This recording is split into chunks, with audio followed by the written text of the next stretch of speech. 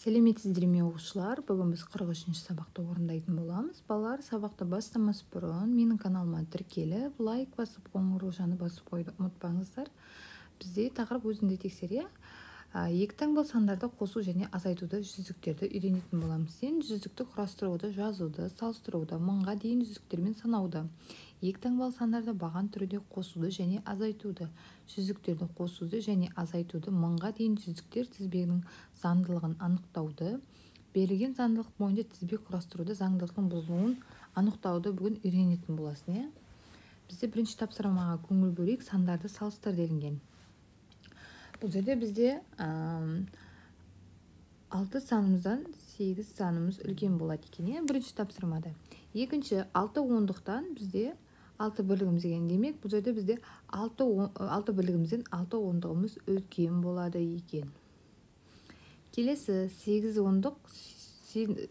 ондығымыздан біздің 8 жүздігіміз үлкен болады екен. Келесі бізде 60 санымыздан 80 санымыз үлкен болады. Әрине. Одан кейін 60 ондық 6 жүздік деген сол бізде бір-біріне тепе-тең болады екен. Келесі 600-ден 800 санымыз біздің әрине үлкен. Келесі тапсырмаға қарайық, балалар. Есептеудің баған түрінде орында дейді. Бұл жерде біз баған түрінде жазып шығайық. 63 саны қосылған 27, 27 саны. Енді бізде 3 пен 7-мізді қоссақ 10, ол бізде 1-міз ойда. 0-мізді түсіреміз. 6-ға 2-міз қойсақ 8. Жаңаға 1-міздің қосам, сонда бізде 90 санымыз шығады екен. Келесі бізде 100-мізден аламыз 38 санын.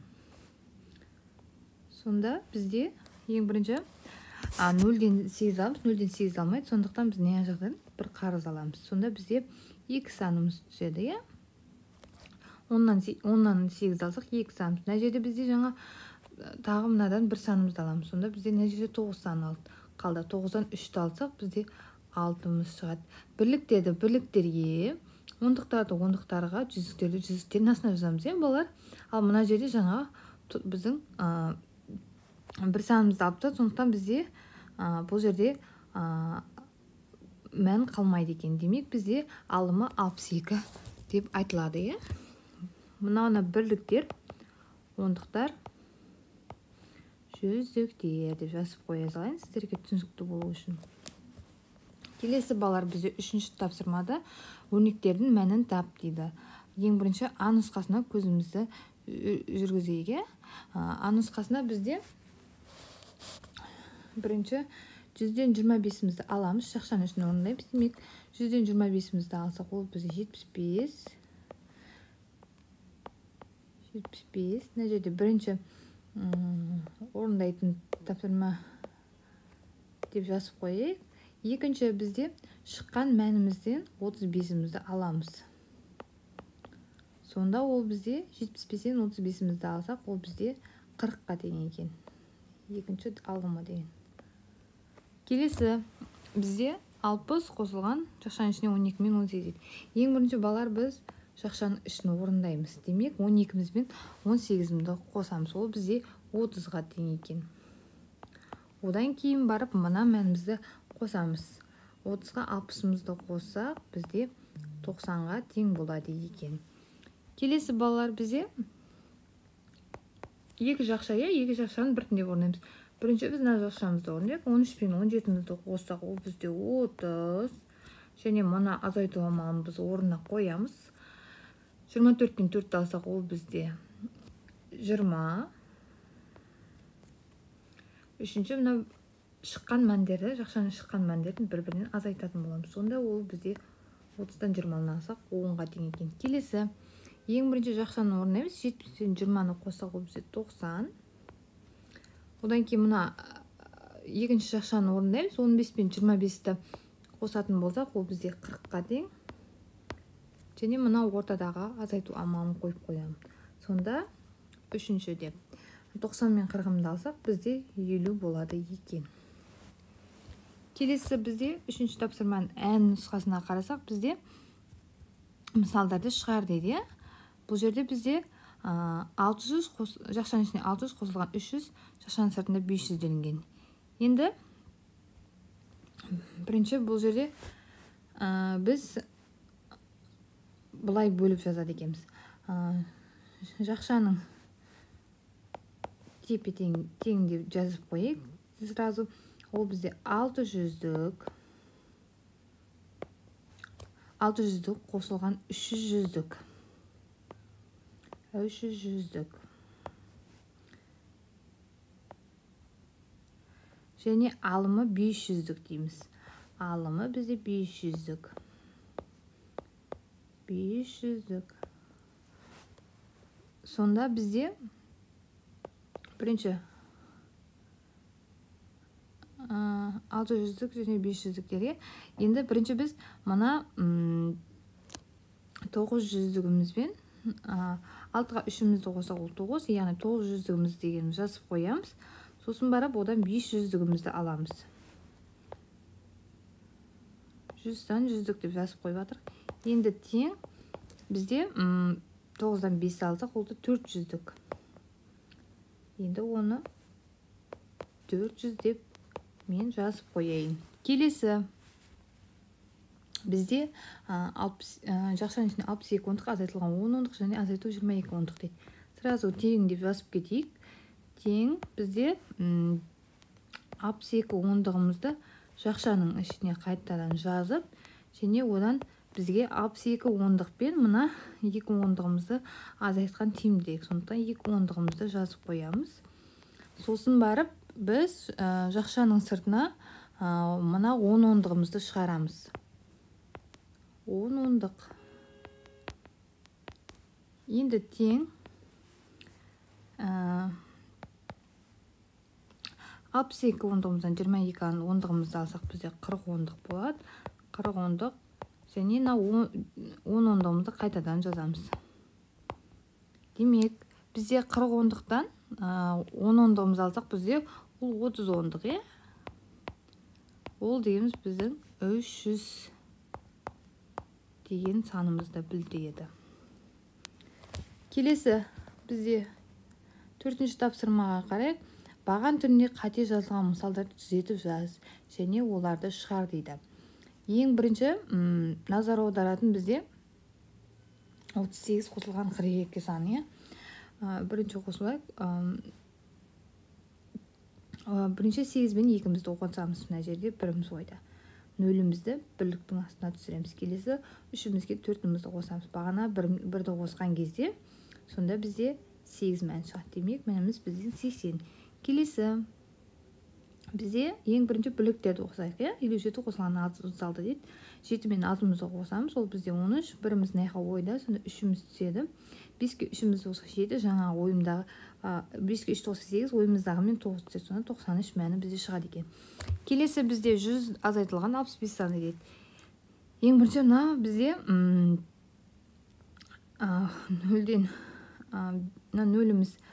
0-ден 5-ті аламыз. Бізде бір санымыз жетпейді, сондықтан 5-мізді түсіреміз. Одан кейін барып, мынау 6-тан 1-мізді аламыз. Ол бізде бағана санымызбен 35 бен мәні шығады екен. Келесі бізде 100 азайтылған 54 дейді. Бұл жерде оннан 4-мізді аламыз. Ол бізде мына жерде 0-міз жетпегендіктен 1-ні ойдан аламыз. Сонда оннан 4-ті алсақ, бізде 6. Енді мына жерде бір сан қалды, 9-дан 5-ті алсақ, ол бізде 4 болады екен. Келесі бізде 47 қосылған 23 саны дейді. Бұл жерде бізде 7 мен 3-ті қоссақ, 10 санын яқта 1-ін қойып қоямыз. Сонда 0 санын түсіреміз. 7-ге 3-ті қоссақ 10, 1-міз ойда. 4-ке 2-міз қоссақ 6, байда ойнағымыз 1-ді қосып, сонда 77 мәні шығады. Бізде жауабы 70 мәні шығады. Келесі балдар бізде ән нұсқасына орнына тиісті сандарды қой дейді. Бұл жерде мына жерге мен тиісті сандарды қойып шығайын. Қандай санды 27-ге қосқанда бізде 100 саны шығады. Ол бізде 73 мәнін 27-ге қосқанда 100 шығады. Қандай санымызды мына жерде 43 мәні шығады делгенде, мына жер белгісі 89 бен 46 санымызды қосқан кезде, 89-дан 46 санымызды азайтқан кезде, ол бізде 43 мәніміз шығады екен. Келесі қандай санымызды 25-ге қосқанда, ол бізде 76 шығады. Әрине 51 санымызды 25-ге қосқанда, ол бізде 76 шығады. Келесі қандай санымызды 56-дан шыққанда, мынау соңғы 4 мәні шығады дегенде, демек 100 санымыздан біз 56-мызды алсақ, ол бізде 44 мәніміз шығады деп жазып қоямыз. Келесі балалар 5-ші тапсырма. Санды және әріпті өрнектер құр, олардың мәнін тап дейді. Бұл жерде бірінші өрнектерді құрап шығайық. Бізде А нұсқасына 80 мен 26-ның айырмасынан 18-ді азайт дейді. 80 мен 26-ның айырмасы деген ол бізде азайту. Оны бұлай жақшаға алып қойайық. Бұдан кейін мына жерде азайту деген, бұдан жақшаның сыртынан 18-мізді жақшаның сыртынан аламыз дейді. Енді бұлай жазып қойайық мен. Демек 80-мізді біз аламыз 26-мыздан деген сөз, және 18-мізден азайтамыз деген сөз. Тең сонда бізде 80-нен 26-ны алсақ, бізде ол 54, 54-мізден 18-мізді алсақ, ол бізде 36 мәніміз шығады. Келесі Ә нұсқасында 65-тен 32 мен С-ның айырмасы азайту, мұндағы С тең 19-ға дейді. Бұл жерде бізде 65 азайтылған жақшаның ішіне 32 мен С-ны алайық. С тең ол бізде 19-ға деп тұр. Демек 65-мізді аламыз, 32-на С-мыздың орнына біз 19-мызды қоямыз. Сонда 65-тен ең бірінші жақшаның ішін орындаймыз, біз 12-ден 19-ды алатын боламыз. Содан кейін барып мына алымымызды не алатын, содан кейін барып 65-мізді аламыз. Демек ол бізде 52-ге тең екен, балалар. 18-мізде 19, одан шыққан мәнді 65-нен азайтамыз, сонда бізде 52 мәні шығады деп жазып қоямыз. Келесі балалар бізде 6-шы тапсырма, өрнекте салыстыр дейді. Ең бірінші бізде 38 азайтылған 16 саны дейді. 38 азайтылған 16 саны. Ең бірінші біз 38-ден 16-мызды азайтып алайық. 8-ден 6-мызды алсақ 2, 3-ден 1-ден алсақ 2. Бұл жерде 22. Келесі 19 бен 26-мызды қосып алайық. Бұл жерде 9-ға 6-ны қосақ 15, 1-міз ойда, 5-міз түседі. 1-ге 2 бағана ойдағымен 4 саны болады екен. Бұл жерде 45. Демек, бізде бұл жерде 45 саны үлкен екен.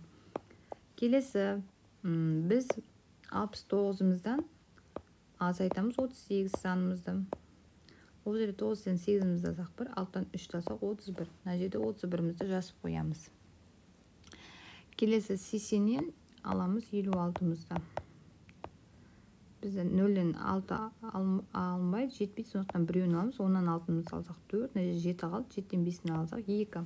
Сонда 24 жазамыз. Әрине бұл жерде бізде 31 санымыз үлкен екенін айтып қойайық. Келесі бізде 54 қосылған 36 дейді. Баған түрде 54-мізді 36-ға қосып шығамыз. 4-ке 6-мыз қосақ 10, 1-міз ойда, 0-міз түседі. 5-ке 3 қосақ 8, ойдағымен 9, 90. Енді 100-ден аламыз 18 санымызды. 100-ден 18 алсақ 0-міз жетпейді, 1-міз ойда, 10-дан 8 алсақ 2, және мына жерде 9-мыз қалған, 9-дан 1-міз алсақ 8, мына жерде бізде сан қылмады. Сонда бізде мына жерде 100-ден 18 алсақ 82 санымыз. Демек бізде 90 санымыз үлкен екенін көрсетіп қоямыз. Келесі бізде 90 саны азайтылған 54. Бұны да баған түрінде жазайық. 10-нан 0-ден 0 жетпейді, сонда 1 санымыз аламыз. 10-нан 4 алсақ 6, 9-дан бұл жерде 8 санымыз қалды. 8-ден 5 алсақ бізде 3. Сонда мына жерге 36-мызды жазып қоямыз. Келесі бізде 23 санымыз бен 39-мызды қосамыз. 9-дан 3 қосақ 12, біріміз ойда, екіміз түседі. 2, 3-ті 5 және ойдағымен 6. Сонда 62 саны. Демек, бұл жерде бізде 62 саны үлкен екенін жазып көрсетіп қояды екенбіз. Енді балалар, келесі бізде 7-ші тапсырма заңдылық қай жерде бұзылған дейді. Қатені түзетіп дәптерге өрнектер тізбегін көшіріп жаз дейді. Бұл жерде мен қай заңдылық бұзылғанын сызып, қайтадан оны жазып қойайын. Бұл жерде бізде 700 азайтылған 100 заңдылығы бұзылған. Демек, оны 700 азайтылған 200 заңдылығы деп бірден жазып шығайын. Келесі нұсқасына қандай заңдылық байқадың, өрнектер тізбегін толықтырып жаз дейді. Бұл жерде мына санымды толықтырып жазып қояйын. 60 қосылған 20 және азайтылған 30 санымызды. Келесі бізде 8-ші тапсырма теңдеулерді шеш делінген. Бірінші тапсырманы орындайық. Бізде x қосылған 27 азайтылған 100. X қосу x теңімізді біз 100-ден азайтамыз. Мына азайту амалы бізде алым болып кетеді. Сонда 100-ден 27-мізді азайтамыз. X тең бізде 100-ден 27-мізді алсақ 73. Сызғышымызбен сызып қойайық. Мінекей. Содан кейін барып, мына x-тің орнына енді шыққан мәнімізді 73-мізді қоямыз. Демек, 73-ті қосамыз 27-ге. Тең 100 деп.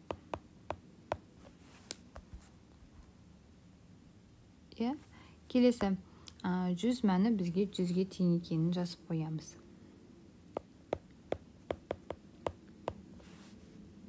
Одан кейін 72 азайтылған y тең 46 мәнімізді орындайық. Бізде y тең 72 азайтылған 46. Енді y тең 72-ден 46-мызды алсақ, ол бізде 26-ға тең. Мен сызғышпен сызып қояйын. Енді y-тің орнына мына мәнімізді қоямыз.